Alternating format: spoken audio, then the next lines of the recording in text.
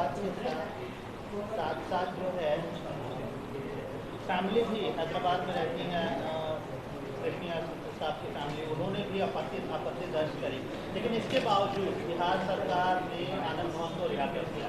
इस पूरे मामले पर आपकी क्या प्रतिक्रिया? मेरा मानना यह है कि 5 दिसंबर 1994 के दिन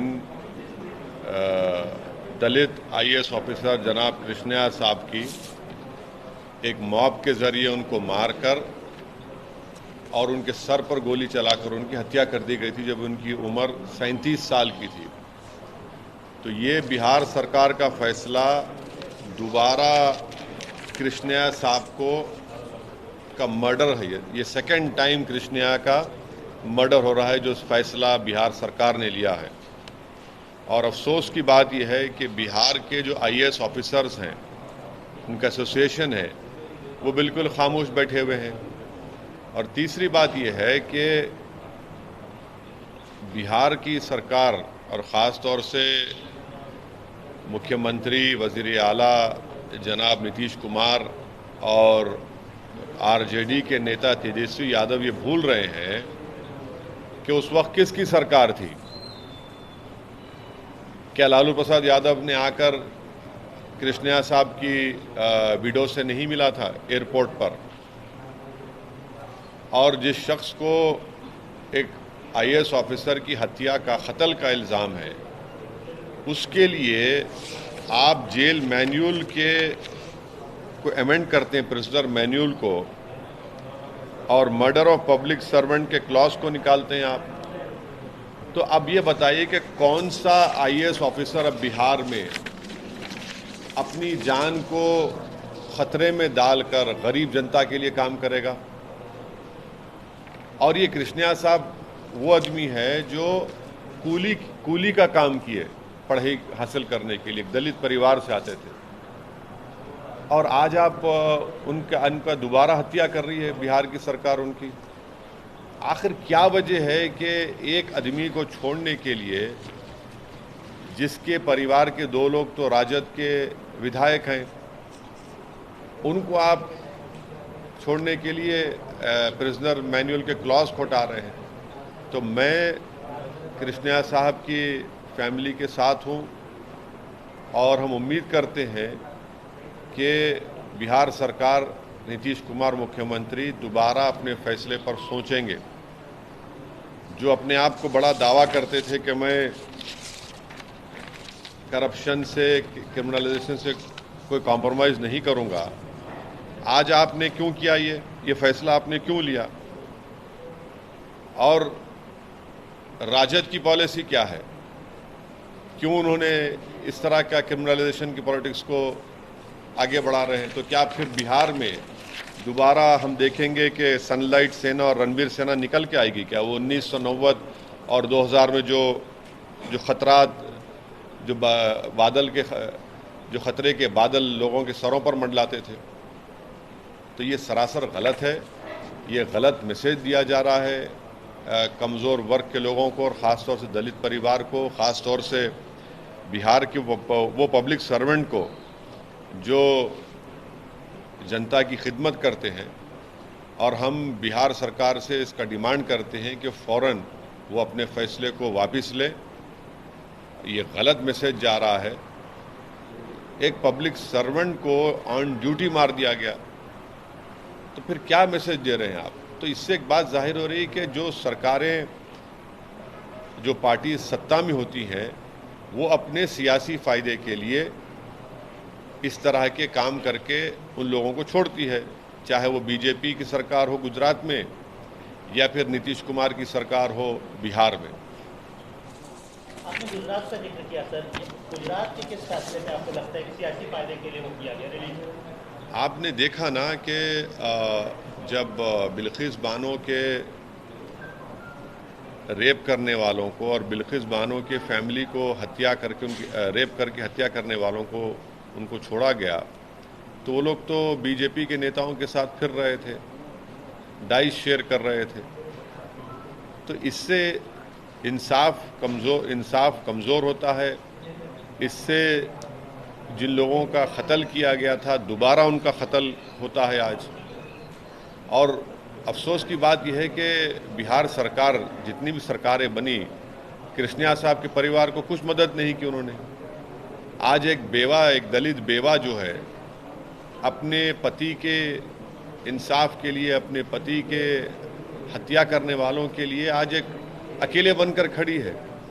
तो ये जो सामाजिक न्याय की बात नीतीश कुमार और आरजेडी करती है, कौन सा सामाजिक न्याय आपका? ये कहाँ का सामाजिक न्याय है आपका?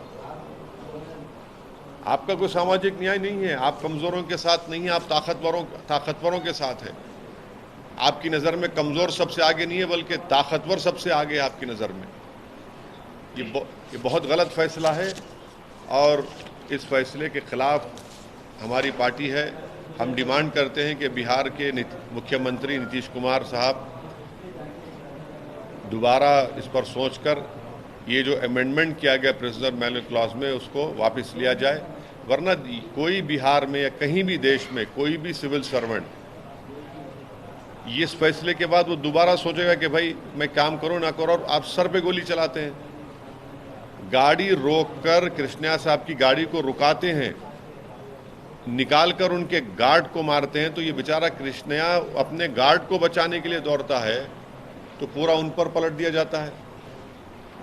आप क्या मैसेज दे रहे हैं पूरा, कि सिर्फ अपने सियासी फायदे के लिए अगर आप इस तरह करेंगे तो आप तो अपनी सत्ता को गरीबों के और कमज़ोरों के इंसाफ के लिए नहीं कर रहे हैं। भाई संविधान में जब जस्टिस की बात की गई है, डिग्निटी की बात की गई, तो भाई इन कमज़ोरों के लिए इंसाफ और डिग्निटी कहाँ है? फिर बताइए। कृष्णा साहब की पत्नी का आरोप है कि खास जाति को के वोट बैंक को लुभाने के लिए नीतीश सरकार ने फैसला लिया है। चुनाव होने हैं जल्दी ही, उस चुनाव में सियासी फायदे के लिए खास जाति के वोट बैंक को लुभाने के लिए फैसला लिया गया। देखिए, एक बात समझने की ज़रूरत है पूरे देश को कि जब कृष्णा साहब की हत्या की गई थी सर पर गोली मारकर, उस वक्त उनकी पत्नी की उम्र 30 साल की थी और उस महिला ने, उस खातून ने कितने तकालीफ झेले होंगे इसका अंदाज़ा आप और हम नहीं कर सकते। अपनी दोनों बेटियों को उन्होंने पढ़ाया, उनको क्या क्या तकालीफ ने उठाई होंगी उस महिला ने। यकीनन उसकी तकलीफ, उसकी पीड़ा है, तकलीफ है, उसको समझने की ज़रूरत है। आप कम से कम कुछ बता देते, कुछ करते, कुछ मदद करते, कुछ पूछते, कुछ नहीं। बस सियासी रोटी सेकना है और आप फैसला ले रहे हैं। तो आज वो जो कह रही है पत्नी, वो अपनी बेबसी का उसका इजहार है, वो उसकी कमज़ोरी का इजहार है, और उसका गुनाह ये है कि वो दलित था। ये कोई भी मेजर पॉलिटिकल पार्टीज, अगर हम बिहार की राजनीति की बात करें तो वो खुलकर इसका विरोध नजर करती नहीं। देखिए, तो यही तो समाजवादी पार्टी नजर नहीं आती इसका विरोध करते हुए। नहीं, बीजेपी में भी तो उनके कई नेता है जो इस फैसले के खिलाफ नहीं बोल रहे हैं। जो बीजेपी के एमपी हैं, जो अपर कास्ट के एमपी हैं बीजेपी, वो भी तो मुंह नहीं खोल रहे हैं। यही तो हम कह रहे हैं, मरने वाला दलित हो या मुसलमान हो, रेप होने वाली महिला दलित हो या मुसलमान हो या आदिवासी हो, और इनका जो हत्या करते हैं और रेप करते हैं, तो उनको चाहे बीजेपी की सरकार गुजरात की हो या बिहार की नीतीश कुमार की सरकार हो, और नीतीश कुमार सारे देश में फिर रहे हैं अपोजिशन यूनिटी के नाम पर और अपने आप को प्रधानमंत्री का कैंडिडेट बता रहे हैं। आप ये पैगाम दे रहे हैं पूरे देश को। आप दलित कम्युनिटी को बोलेंगे अब आप जाकर पूरे देश में 2024 में कि देखो हमने एक दलित ऑफिसर की हत्या करने वाले एक आदमी को छोड़ दिया? कौन सी अपोजिशन? हम यही तो कह रहे हैं कि आइडियोलॉजी पे फाइट करिए बीजेपी से। आप नहीं करना चाह रहे हैं। जो काम बिल्किस बानो से किया आपने आज वही कर दिया यहाँ पर कृष्णा के खातिलों को छोड़कर। जिस तरीके से जो है कह रहे हैं कि 15 साल या 14 साल जो उन्होंने सजा काट ली, एक तरीके से कंपेयर किया जा रहा है कि उनके परिवार ने भी यही सब कुछ झेला है जो कृष्णा की परिवार ने झेला है।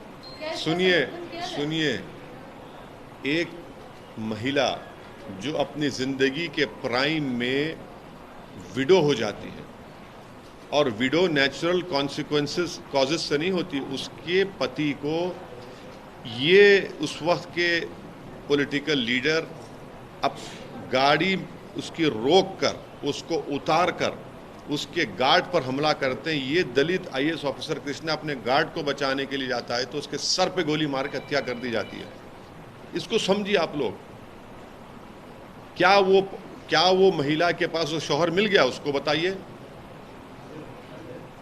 और याद रखिए, ऑन ड्यूटी गवर्नमेंट सर्वेंट था वो, एक सिविल सर्विस था, एक दलित परिवार से कूली की तरह कृष्णा काम करके ऊपर गया, इन सर्विस ऑन ड्यूटी था, उसका मर्डर हो जाता है।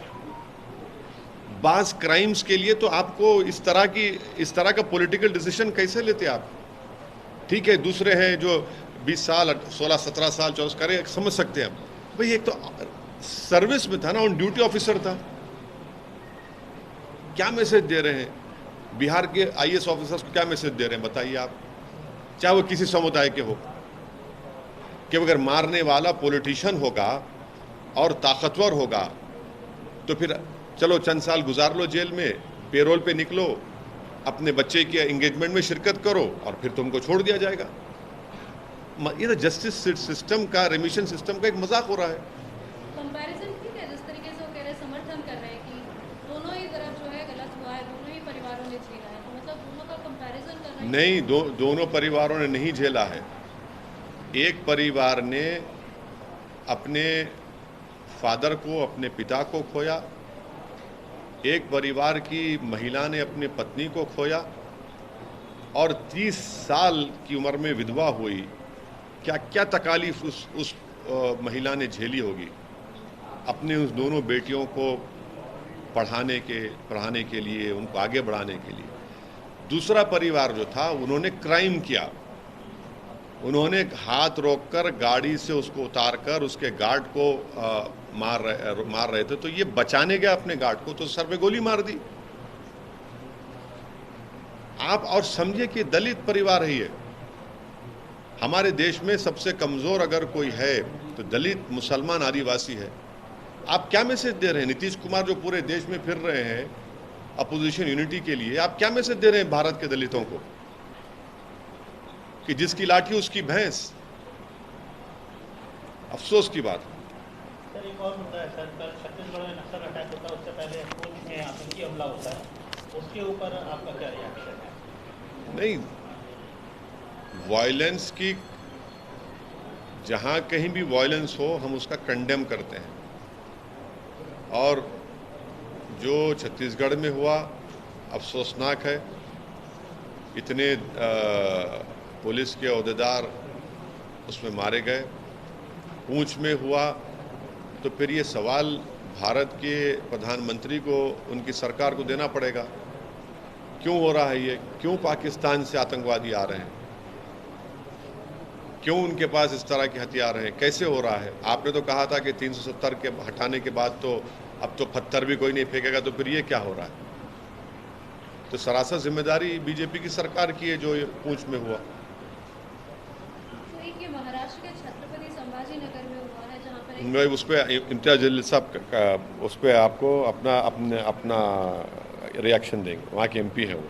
लोकल बॉडी उत्तर प्रदेश में आप चुनाव लड़ रहे हैं। हाँ, लोकल बॉडी के इलेक्शन में उत्तर प्रदेश में चुनाव में जाऊंगा। कुछ सीट्स वगैरह डिसाइड किया? नहीं, वो तो शौकत साहब हमारे प्रेसिडेंट ने फैसला लिया है। कैंडिडेट हमारे इलेक्शन लड़ रहे हैं और मैं भी जाऊंगा, हमारे पूरे लोग जाएंगे, लड़ेंगे।